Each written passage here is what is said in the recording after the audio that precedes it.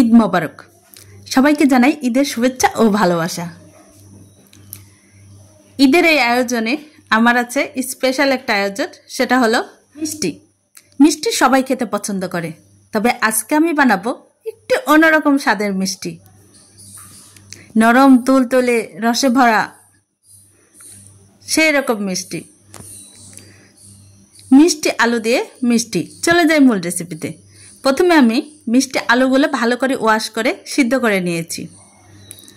সিদ্ধ করা কমপ্লিট হয়ে গিয়েছে, তখন আমি সেটা ঠান্ডা করে খোসাগুলো ছাড়িয়ে ভালো করে ম্যাশ করে নিয়েছি।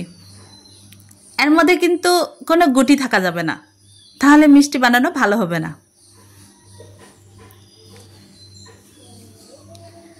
এটা আপনারা ব্লেন্ডার, পাটা অথবা মিক্সার যে কোনোভাবে ভালো করে পেস্ট করে নিতে পারেন।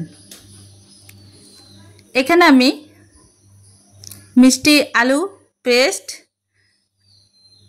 ময়দা, বেকিং সোডা আর দুধের পরিমাণটা বেশি দিতে হবে, তাহলে মিষ্টি খেতে খুব ভালো লাগবে। কম দুধে কিন্তু মিষ্টি বানালে ভালো লাগবে না।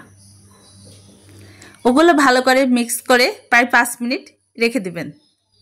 এখন আমার মেন প্রসেসিং, সেটা হলো মিষ্টি তৈরি করা। আমি এভাবেই শেপ দিয়ে নিচ্ছি। মিষ্টিগুলো বেশি ছোট হবে না, আবার বড় হবে না। তবে এটা আপনারা গোল বা যে কোনো রকমভাবে বানাতে পারেন। আমি চমচম বানাবো, এজন্য চমচমের মতো করে বানিয়ে নিচ্ছি। তবে এর মধ্যে কিন্তু ঘি দেওয়া আছে।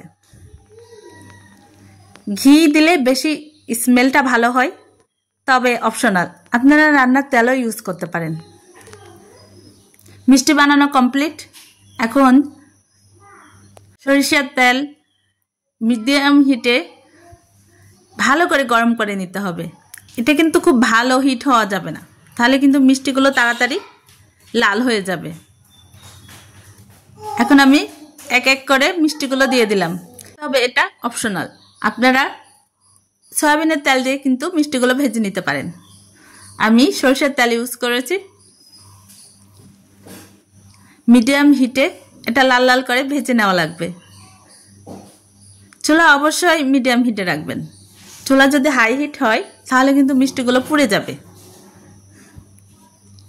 খুব আস্তে আস্তে মিষ্টিগুলো উল্টিয়ে দিতে হবে, কারণ এগুলো কিন্তু নরম, ভেঙে যাওয়ার সম্ভাবনা আছে।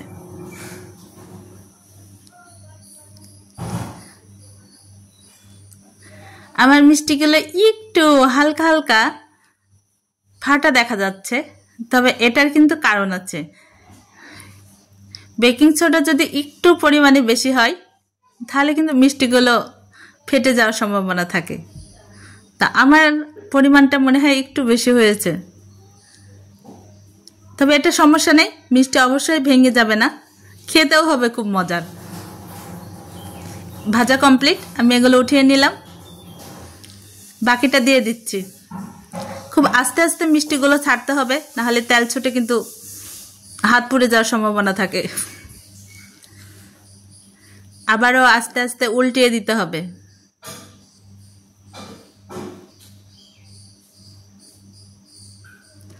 এগুলো বারবার নাড়াচাড়া করে হালকা হালকা করে লাল করে ভেজে নিতে হবে। ভাজা কমপ্লিট, আমি আবার উঠিয়ে নিচ্ছি।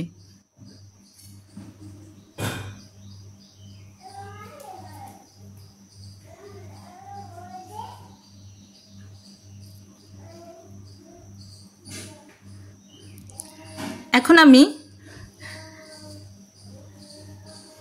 মিষ্টির জন্য শিরা তৈরি করতে যাব। এখানে আমি পরিমাণ মতো পানি দিয়ে দিয়েছি। পানিগুলো যখন মিডিয়াম হিট হয়ে যাবে, গরম হয়ে যাবে, তখন আমি এখানে চিনিগুলো দিয়ে দিচ্ছি। মিষ্টি এটা কিন্তু আপনাদের টেস্ট অনুযায়ী যে যেরকম পছন্দ করেন। কেউ বেশি মিষ্টি খেতে পছন্দ করেন, কেউ বা কম। তবে যেহেতু মিষ্টি, সেহেতু মিষ্টির পরিমাণটা বেশি হলেই ভালো। এখন মিষ্টিগুলো দিয়ে দিতে হবে, তবে মিষ্টিগুলো কিন্তু বানানোর পরে ঠান্ডা করে নিতে হবে।